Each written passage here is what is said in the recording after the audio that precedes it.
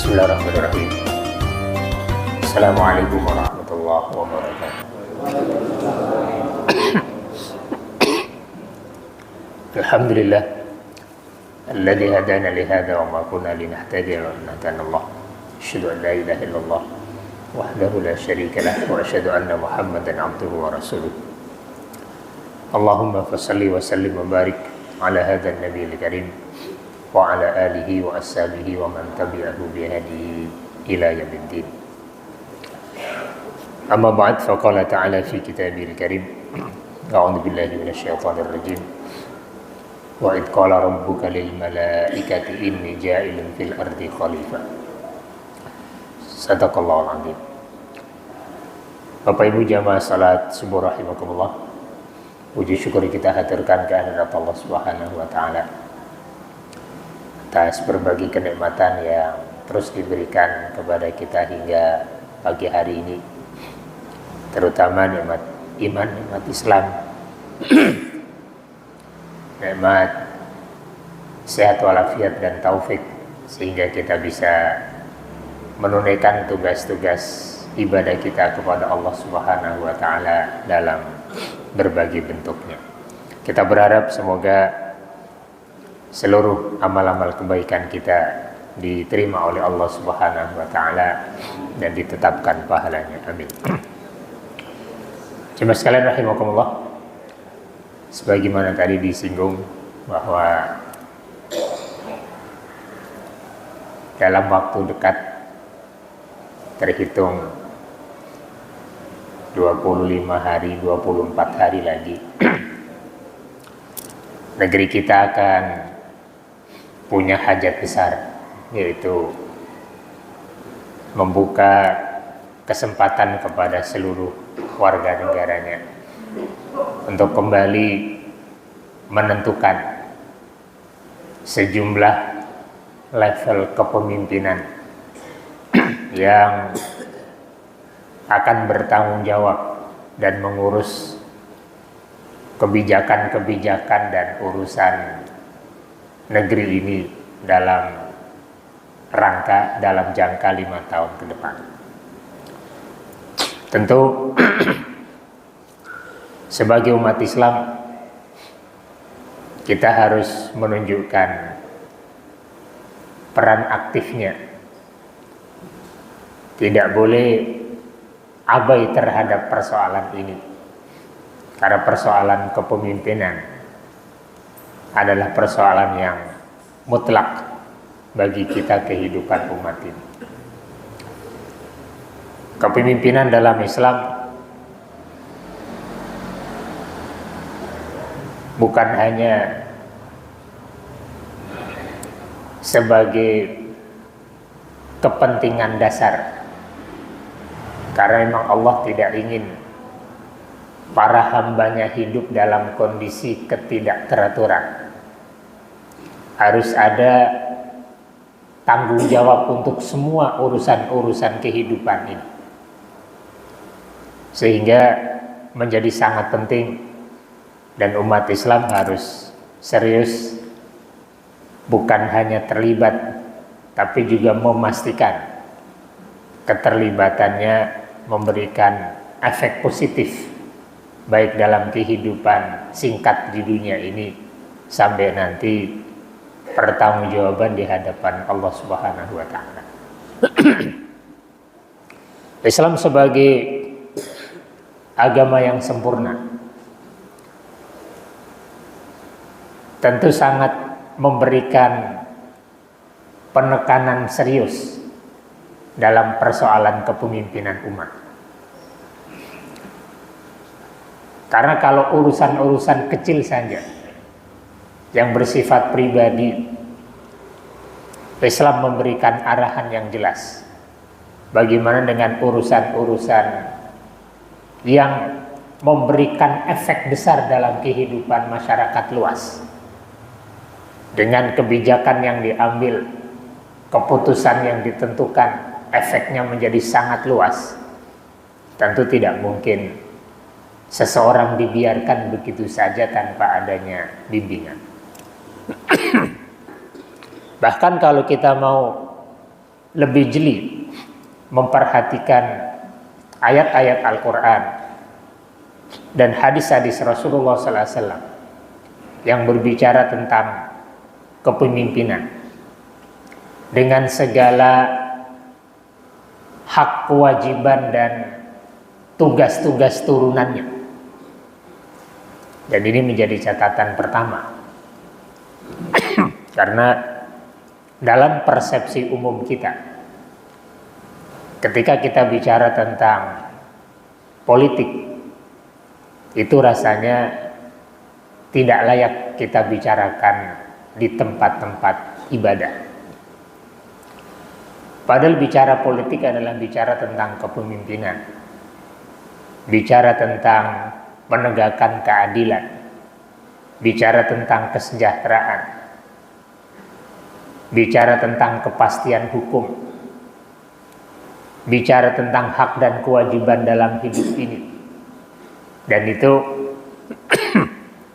kita akan temukan ada ratusan ayat dan hadis, namun jarang sekali kita ungkap secara jujur. Dan bisa jadi inilah yang masih menjadi penyebab kenapa umat Islam tidak segera bangkit memiliki peran yang penting di dalam kehidupan berbangsa dan bernegara. Tentu dalam kurun waktu satu abad terakhir ini, umat Islam tidak cukup memiliki peran dalam pentas perpolitikan dunia, dan kita menjadi perlu untuk membangkitkan kembali kesadaran kita bahwa soal kepemimpinan adalah soal yang sangat penting di dalam syariat Islam. Secara umum Allah Subhanahu wa taala menegaskan bahwa manusia pertama, Adam alaihissalam, diciptakan oleh Allah Subhanahu wa taala dalam keadaan hidup dan diinformasikan kepada malaikat bahwa Adam dan anak keturunannya akan memiliki tugas sebagai khalifah di bumi ini, sebagai penanggung jawab, pengisi bumi ini dan penanggung jawab segala urusan yang ada di bumi ini dengan aturan yang diberikan oleh Allah Subhanahu wa taala. Walaupun informasi ini kemudian sempat ditanya, diprotes, diklarifikasi oleh malaikat. Ketika Allah berfirman, wa id qala rabbuka lil malaikati inni ja'ilun fil ardi khalifah. Dan ingatlah kalian ketika Tuhanmu mengatakan kepada malaikat, sesungguhnya aku menjadikan Adam saat itu dan anak-anak keturunan berikutnya sebagai khalifah.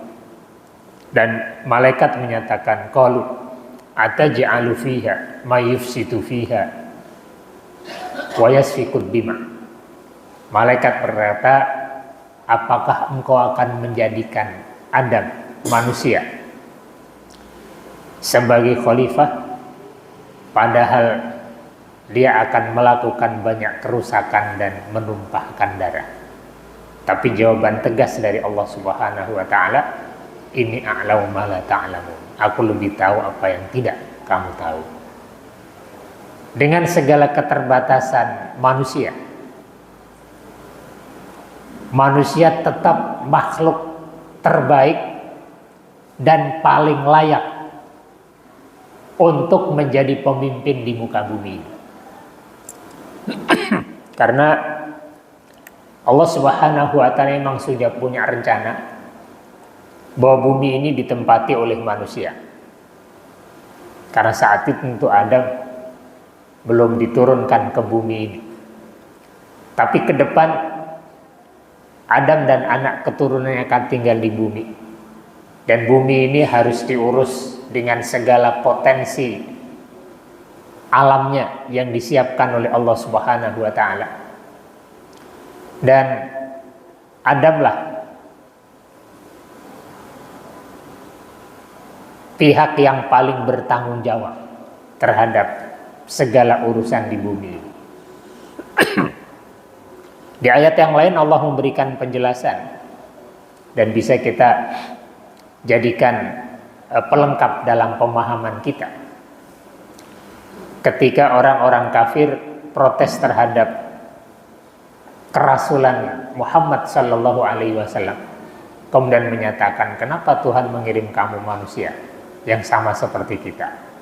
Kenapa Tuhan tidak mengirim malaikat untuk menjadi rasulnya, untuk menjadi utusannya kepada kami? Dan Allah Subhanahu wa taala memberikan jawaban, seandainya malaikat bisa tinggal di bumi dengan tenang, maka aku akan jadikan malaikat sebagai utusan mengurus urusan di bumi ini. Dari sini bisa kita simpulkan bahwa malaikat tidak layak jadi khalifah di bumi ini karena dia bukan manusia, dia tidak punya kepentingan dengan bumi ini. Dan yang diurus nanti kan manusia. Sebagai khalifah, sebagai utusan, sebagai nabi Allah, dia harus menjadi contoh. Dan tidak mungkin contoh teladan manusia adalah malaikat. Kita akan pasti punya sejumlah alasan untuk tidak siap meneladani kepemimpinan malaikat karena dia bukan manusia. Rasulullah SAW saja yang memang manusia, kita punya sejumlah alasan untuk tidak bisa meneladaninya. Dengan bahasa ringan, dia kan nabi, kita kan manusia biasa. Bagaimana kalau nabi itu dari malaikat? Sehingga memang malaikat tidak layak untuk menjadi khalifah di muka bumi ini, karena yang diurus adalah urusan materi, urusan kekayaan alam semesta. Dia harus tinggal di bumi ini, dan malaikat bukan tempatnya di bumi. Sehingga dengan segala keterbatasan, manusia yang paling layak untuk menjadi khalifah di muka bumi. Di dalam sebuah hadis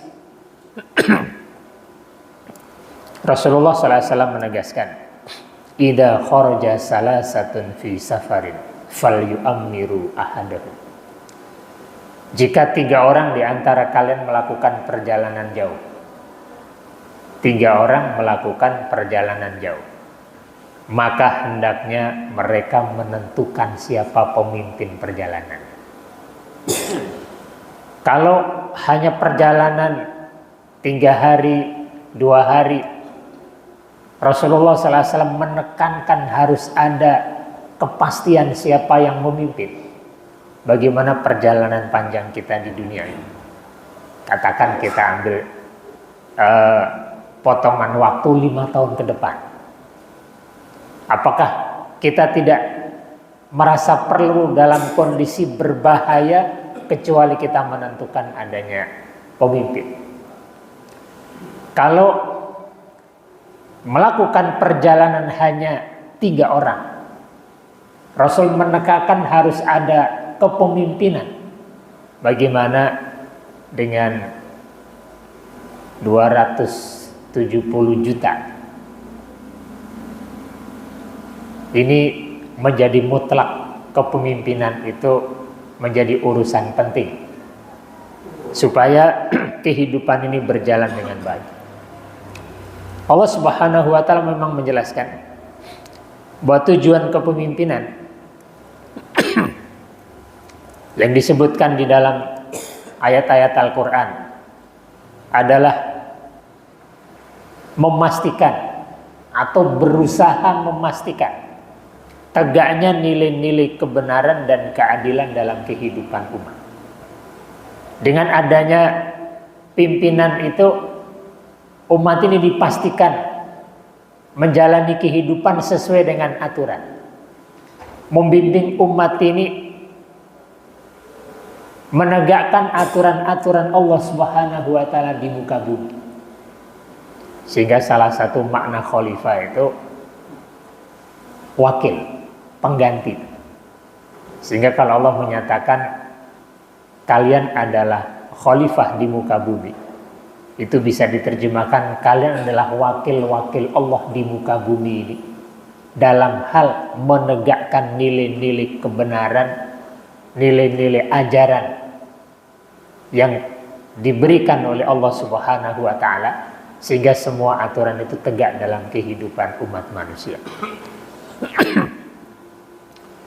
Allah Subhanahu wa taala ketika menugaskan Nabi Daud alaihissalam sebagai perwakilan tugas para nabi dan rasul, Allah tegaskan, ya Daud, inna ja'alnaka khalifatan fil ard. Wahai Daud, sesungguhnya kami menjadikan kamu sebagai khalifah di muka bumi ini. Dan semua nabi adalah khalifah, pemimpin, penanggung jawab untuk kehidupan umatnya. Litahkuma bainan nasi bil haqq, agar kamu memberikan hukum untuk semua urusan manusia ini dengan benar, menegakkan kebenaran dalam kehidupan umatnya. Ini adalah tugas khalifah, memastikan umat ini menjalani kehidupan secara benar. Semua urusan-urusannya sesuai dengan aturan. Segala perselisihan yang terjadi harus diselesaikan secara benar. Wala tattabi'il hawa, dan jangan mengikuti keinginan hawa nafsu.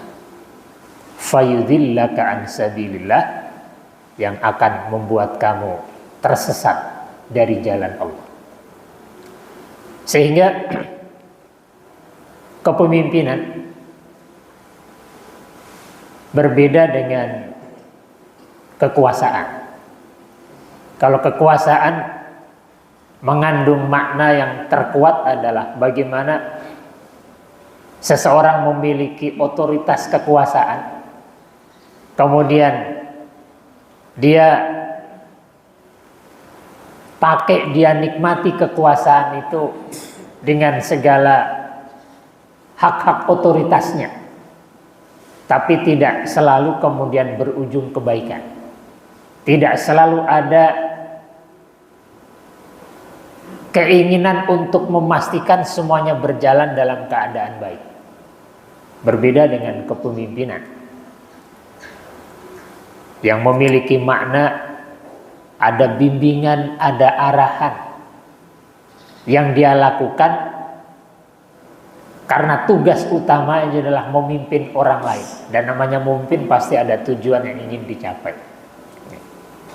Pemimpin Islam adalah orang-orang yang memiliki amanah, memiliki otoritas untuk berusaha umat ini berjalan sesuai dengan aturan agama Allah Subhanahu wa taala.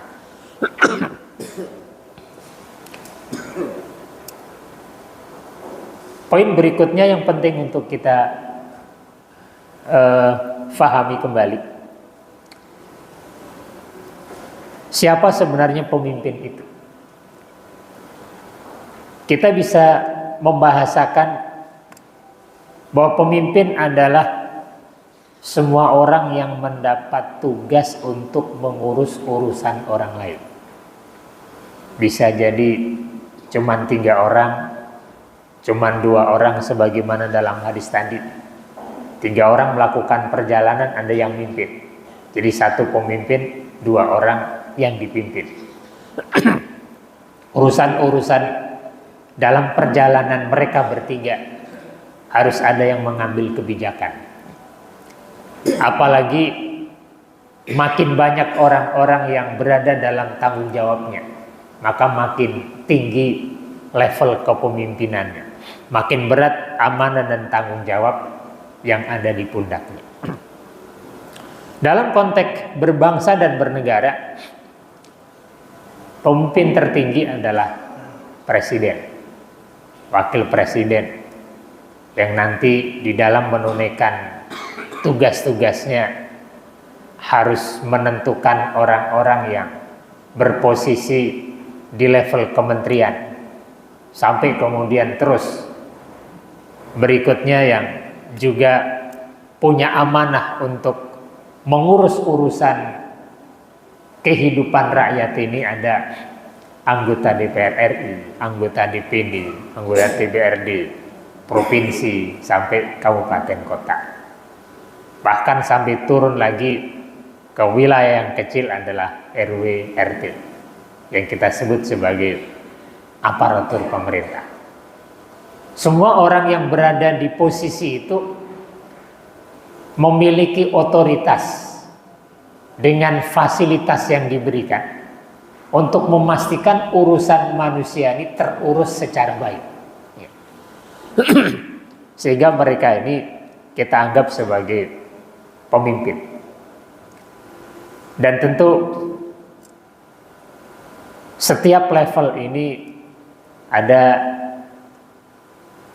kriteria yang harus terpenuhi dengan harapan tugas yang diamanahkan kepadanya dapat ditunaikan secara baik. Makin tinggi level kepemimpinannya, harus makin kuat kemampuannya dalam memanage banyak orang, mengambil keputusan yang tepat. Rasulullah SAW di dalam sejumlah hadis ketika berbicara tentang level kepemimpinan yang mengurus banyak orang, ini perlu menjadi perhatian kita supaya tugas kita di tanggal 14 Februari nanti dapat kita tunaikan secara baik, secara benar, sebagai bentuk kontribusi kita akan terciptanya kehidupan berbangsa dan bernegara yang adil dan sejahtera. Jangan sampai kita anggap itu hanya sebagai pesta yang lebih konteksnya soal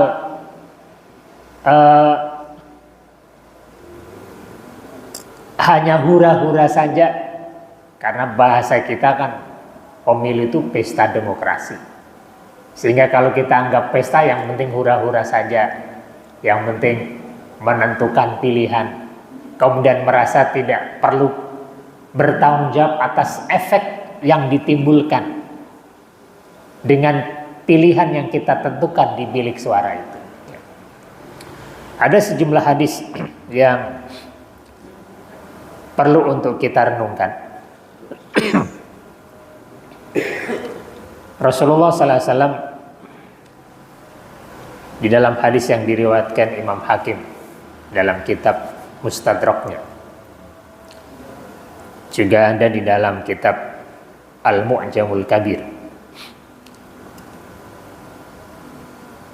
beliau bersabda, "Man ista'mala rajulan min isabah wa fi tilkal isabah man huwa arda lillahi minhu faqad khana Allah wa khana rasulahu wa khana al-mu'minin." Barang siapa mempekerjakan orang, mempekerjakan bahasa lainnya adalah memberikan tugas kepada orang, mengamanahkan satu tugas kepada orang, yang ini bisa kita anggap juga sebagai level kepemimpinan. Min isobatin, dari sekelompok orang. Dalam pandangan para ulama, isobah itu sekelompok orang yang bisa di cuman 10 orang, 20 orang. Tidak dalam jumlah yang besar. Barang siapa memberikan tugas kepada seseorang untuk mengurus cuman 10 orang, 20 orang. Wa fi tilkal isobah, dan di dalam kelompok itu man huwa arda lillahi minhu, ada orang yang lebih diridhoi oleh Allah dibanding orang yang dipilih tadi. Jadi bahasa ringannya, di hadapan kita ada banyak calon-calon yang bisa kita pilih. Kemudian kita memilih calon tertentu, padahal di hadapan kita ada calon lain yang dalam bahasa hadis ini Huwa ardadillah, dia lebih diridhoi oleh Allah. Berarti yang kita pilih bukan dia, bukan yang lebih diridhoi oleh Allah. Maka resikonya faqad khanallah wa khana rasulahu wa khanal mu'minin. Maka dia telah mengkhianati Allah, mengkhianati Rasulnya, dan mengkhianati orang-orang beriman. Sebuah resiko yang sangat keras harus kita sadari, karena dianggap sebagai pengkhianat Allah, pengkhianat Rasul, pengkhianat orang-orang beriman. Itu pasti sebuah dosa yang sangat besar. Hadis ini juga memberikan pelajaran kepada kita bahwa pada saat kita menentukan pilihan kita, ternyata pilihan itu bukan pilihan yang terbaik. Resikonya bukan 5 tahun ke depan, tapi kita akan berhadapan dengan Allah Subhanahu wa ta'ala untuk dimintai pertanggungjawabannya dalam kehidupan akhirat. Inilah yang perlu untuk kita sadari, bahwa soal memilih kepemimpinan itu soal dunia akhirat, bahkan soal keimanan. Karena bila salah kita dianggap mengkhianati Allah, mengkhianati Rasul, dan mengkhianati orang-orang yang beriman. Dalam hadis yang lain bisa menjadi penerjemahan lebih detail terkait dengan siapa orang yang lebih diridhoi oleh Allah itu. Dalam hadis yang diriwayatkan oleh Imam Tabrani dari Abdullah ibnu Abbas radhiyallahu anhu, Rasulullah menyatakan, man tawalla min umara'il muslimin syai'an fasta'mala alaihim rajulan wa huwa ya'lam anna fihim man huwa awla bidzalik wa a'lamu minhu bi kitabillah wa sunnati rasulih faqad khana Allah wa rasulahu wa jami'al mu'minin. Sedikit lebih panjang, dan ini kalau mengurai teksnya bisa jadi ini tugas yang kita amanahkan kepada presiden. Barang siapa memimpin urusan-urusan orang muslim, atau barang siapa diberikan hak untuk menentukan petugas-petugas yang mengurus urusan umat Islam, lalu dia menugaskan kepada orang lain. Jadi presiden harus menentukan para menterinya agar tugas-tugas yang diamanahkan oleh rakyat bisa tertunaikan secara baik. Dia butuh para pembantu. Dia punya otoritas untuk menentukan. Lalu dia tentukan orang-orang berikutnya. Wa huwa ya'lam anna fihim man huwa aula bidzalik. Di saat dia menentukan nama-nama itu, dia tahu di antara nama-nama yang ada itu ada orang yang lebih berhak atas posisi itu. Aula bidzalik. Sehingga lebih tepat ini gambarannya presiden yang harus menentukan menteri. Dia harus memilih orang-orang terbaik. Lalu dia tentukan orang-orang itu padahal dia tahu ada orang yang lebih berhak duduk menunaikan tugas. Wa a'lamu minhu, dan orang tersebut lebih tahu bi kitabillah wa sunnati rasulih, lebih faham tentang kitab Allah dan sunnah Rasulnya. Jadi saat presiden harus menentukan pembantunya, personel-personel di kementerian, dia harus menentukan nama-nama. Ketika dia tahu ada nama yang lebih berhak untuk diberikan tugas, dengan indikasi orang tersebut lebih tahu tentang kitab Allah dan sunnah Rasulnya, ternyata dia menentukan bukan yang itu, maka dia telah mengkhianati Allah, mengkhianati Rasul, dan mengkhianati semua orang-orang beriman. Walaupun ini yang memilih presiden, kita tetap harus bertanggung jawab, merasa bertanggung jawab. Kenapa? Karena kita yang menentukan siapa yang berada di posisi presiden tersebut. Dari suara kita ada ketetapan siapa yang menjadi presiden berikutnya. Dan dari presiden yang mendapatkan suara itu, dia akan menentukan siapa orang-orang yang duduk di kementerian. Bisa jadi dia memilih orang-orang yang salah karena dia tidak punya komitmen untuk menjalankan kepemimpinan yang benar. Dan gara-gara kita, dia berada di posisi yang sangat menentukan tersebut. Sehingga walaupun dia yang mendapatkan pernyataan Allah, pernyataan Rasul bahwa dia mengkhianati Allah, mengkhianati Rasul, dan mengkhianati semua orang-orang beriman, tapi kita punya kontribusi yang sangat jelas atas naiknya orang tersebut di posisi presiden dan menentukan personil-personil pembantunya di kementerian. Sehingga ada tanggung jawab yang perlu untuk kita persiapkan, sehingga kita harus betul-betul memastikan bahwa orang yang kita pilih adalah orang yang paling tepat. Dan salah satu indikasi yang disebutkan dalam hadis ini, dia lebih tahu tentang kitab Allah, tentang kitab Rasul, tentang sunnah Rasul. Yang kalau kita bikin turunannya atau bahasa yang ringan, dia lebih tahu tentang agama ini. Dia lebih taat dengan aturan agama. Dia lebih punya rasa takut kepada Allah.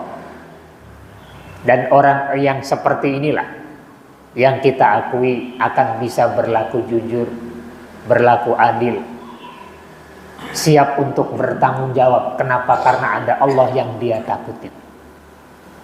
Seseorang yang takut kepada Allah, dia pasti akan mengikat dirinya, kehidupannya dengan aturan Allah. Karena Allah pasti akan meminta pertanggungjawaban kepadanya. Sehingga potensi dia untuk melakukan pelanggaran akan terkendalikan dengan rasa takutnya kepada Allah. Dan orang yang sudah tidak punya rasa takut kepada Allah pasti akan lepas kontrol. Apalagi otoritas berada di tangannya, kebijakan apapun bisa dia lakukan. Ini yang kemudian harus kita pikirkan.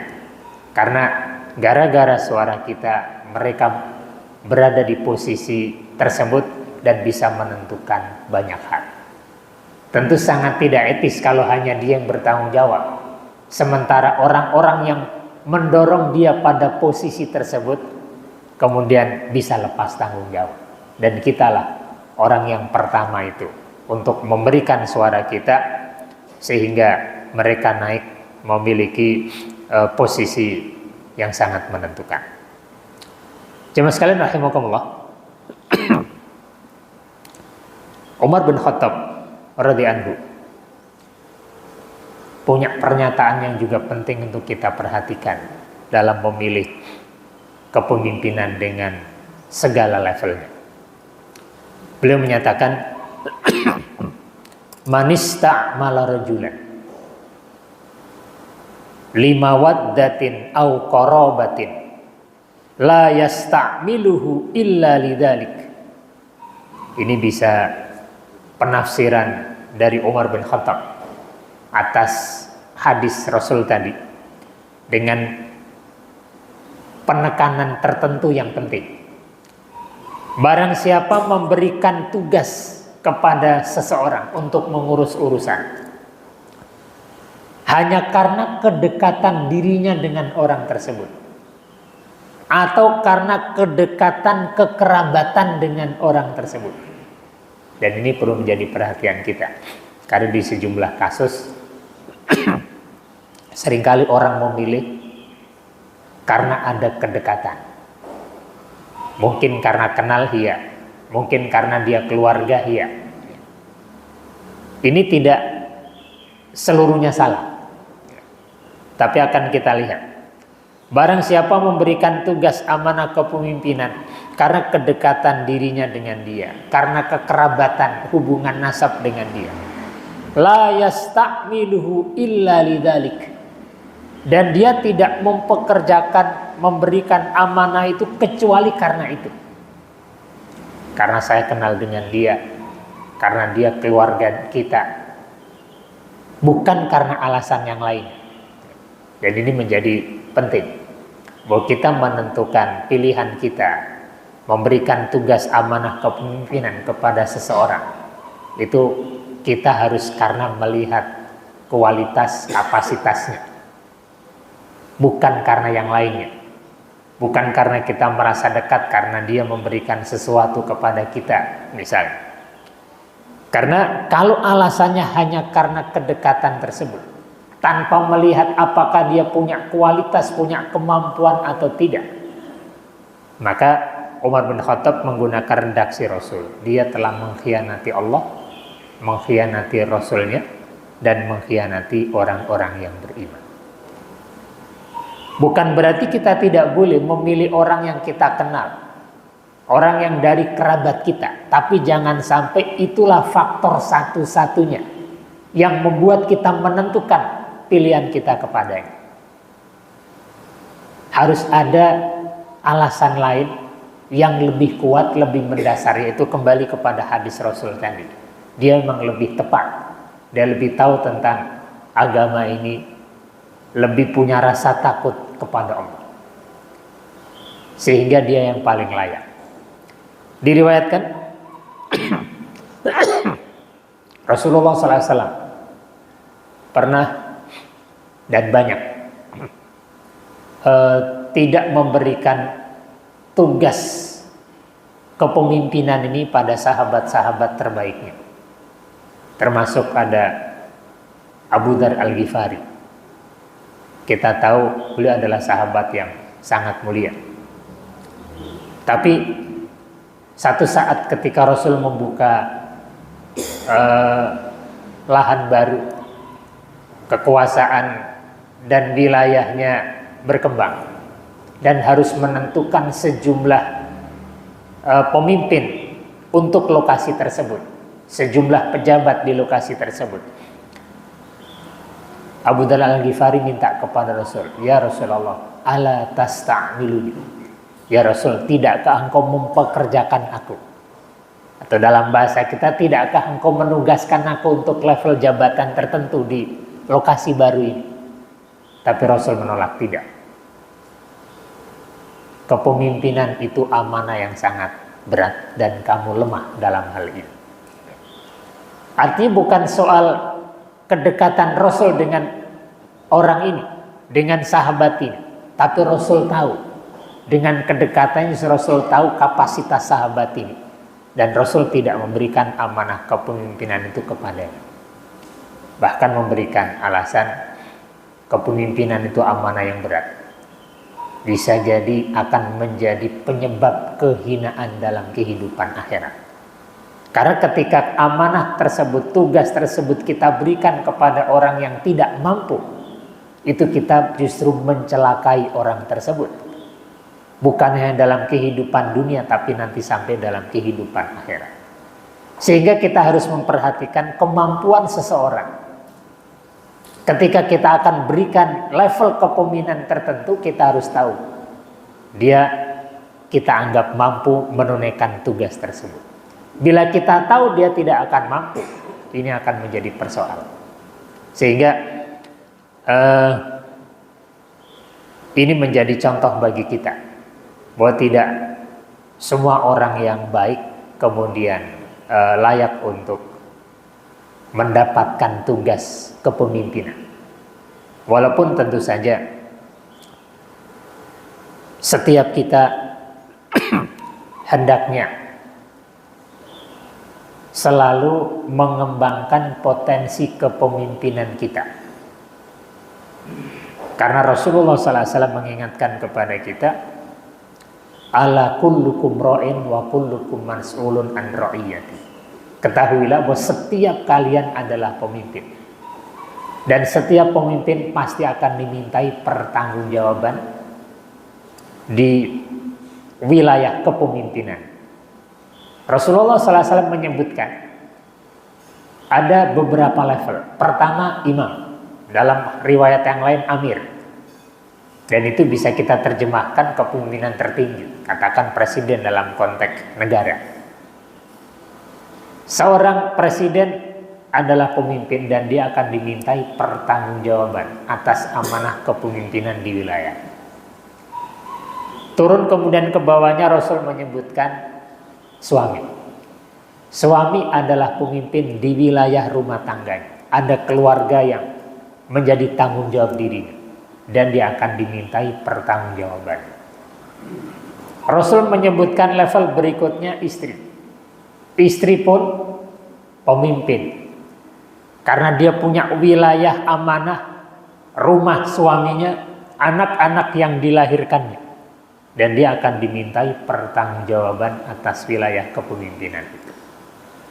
Bahkan terakhir Rasul menyatakan, wa abdur rajuli, dan orang yang bekerja pada orang lain.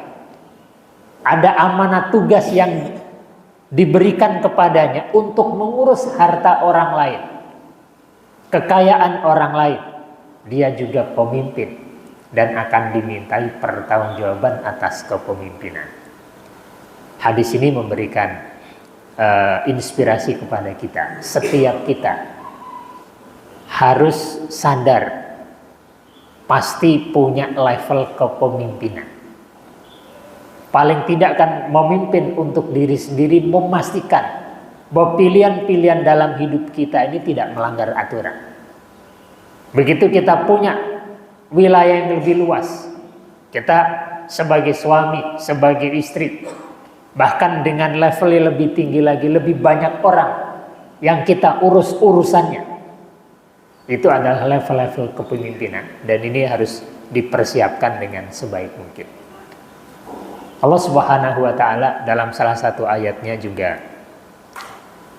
memberikan pengajaran secara inspiratif.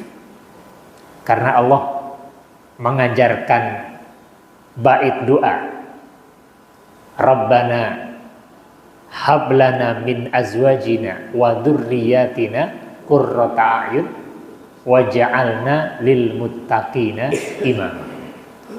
Allah mengajarkan doa kepada setiap kita. Rabbana hablana min azwajina wa dzurriyyatina qurrata a'yun. Ya Allah, berikan kepada kami melalui pasangan-pasangan kami, ada anak-anak keturunan kami yang qurrata a'yun, menyejukkan hati, menyejukkan pandangan, mendamaikan hati. Kenapa? Karena mereka berada dalam kondisi taat kepada Allah Subhanahu wa ta'ala, sehingga kita bangga dengan mereka, tenang meninggalkan mereka. Waja'alna lil muttaqina imam, dan kita diajarkan oleh Allah untuk meminta kepada Allah dan jadikan kami sebagai imam untuk orang-orang yang bertakwa. Artinya setiap kita melalui doa ini ada inspirasi. Kita harus mempersiapkan anak-anak kita setelah kita mempersiapkan diri kita untuk menjadi pemimpin orang-orang yang bertakwa. Ada penafsir yang menyatakan, kenapa ayatnya waja'alna lil muttaqina imama, jadikan kami pemimpin untuk orang-orang yang bertakwa. Logikanya adalah bukan hanya yang dipimpinnya yang bertakwa. Karena untuk menjadi pemimpin orang-orang bertakwa, maka seseorang juga harus bertakwa. Sehingga ini level kepemimpinan yang sangat indah. Menjadi pemimpin untuk orang-orang yang bertakwa. Dirinya pun mampu memimpin, mampu menjadi qudwah, menjadi suri toladan yang baik. dalam menjalani kehidupan sebagai orang-orang yang bertakwa. Ketika kita berdoa dengan doa ini, hendaknya kita sadar setiap kita, setiap keluarga diperintahkan untuk mengajarkan kepemimpinan kepada anak-anak keturunan. Dan kalau ini kita camkan dengan baik, maka ke depan tidak ada lagi kebingungan bagi negeri ini untuk memilih pemimpin, karena stok kepemimpinan itu disuplai oleh setiap keluarga-keluarga muslim. Sebagaimana di zaman Rasul, orang bingung menentukan karena semuanya orang baik. Hari ini kita bingung menentukan karena semuanya nggak ada yang layak. Harusnya kita yang bertanggung jawab, kita yang menyiapkan stok kepemimpinan itu. Dari keluarga-keluarga kita, melalui doa ini, kita menjadikan anak-anak kita layak untuk menjadi pemimpin orang-orang yang bertakwa. Sehingga pelajaran lebih jauhnya, jangan sampai kita hanya mengecam calon-calon yang dimunculkan karena menganggap mereka tidak layak, sementara kita tidak pernah berkontribusi serius untuk menyiapkan stok-stok kepemimpinan itu. Dari mana? Dari rumah tangga kita. Ketika kita tidak bertanggung jawab sebagai orang tua, anak-anak kita tidak dilatih untuk memiliki rasa tanggung jawab. Paling tidak untuk dirinya, untuk tugas-tugas dirinya sebagai hamba. Maka menjadi sulit kita berharap ke depan dia layak untuk menjadi pemimpin yang lebih luas. Sehingga menjadi koreksi mendalam bagi kita kalau setiap kali kita ingin menentukan calon-calon pemimpin dengan segala levelnya, kita kebingungan karena tidak puas, tidak merasa nyaman, karena banyak sekali kekurangan-kekurangan yang ada. Kita harus mengakhirinya itu dengan menyiapkan orang-orang yang ada di rumah tangga kita menjadi calon-calon pemimpin di masa depan. Sehingga dengan itu kita akan memiliki stok kepemimpinan yang sangat banyak dan kita tidak bingung lagi pada saat kita harus menentukan calon-calon pemimpin tersebut. Mungkin ini beberapa catatan buat kita renungkan, karena mau tidak mau kita harus menentukan suara, dan siapa yang kita berikan amanah kepemimpinan itu kita akan bertanggung jawab di hadapan Allah Subhanahu wa taala. Jangan salahkan mereka, para pejabat yang korupsi, karena bisa jadi kitalah yang mengajarkan mereka untuk korupsi. Jangan mengecam mereka para pejabat yang tidak bertanggung jawab, karena kita pun memilihnya tanpa rasa tanggung jawab. Ini perlu menjadi catatan kita supaya ini tanggung jawab kita bersama. Baik buruknya perjalanan bangsa ini kembali kepada diri kita. Kita punya kontribusi real karena setiap kita punya suara yang sama untuk menentukan level-level kepemimpinan tersebut. Demikian untuk selanjutnya, kalau ada diskusi dipersilakan. Assalamualaikum warahmatullahi wabarakatuh.